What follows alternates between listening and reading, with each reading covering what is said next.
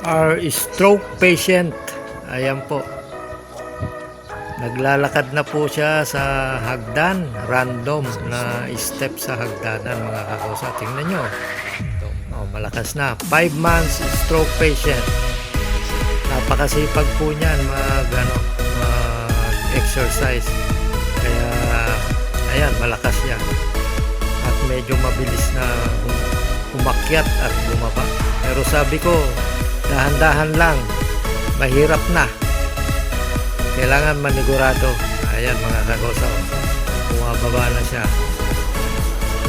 Medyo maganda na po, hindi po 100% na bumalik ang kanyang paglalakad, pero darating ang panahon, babalik yan sa sipag mag-exercise.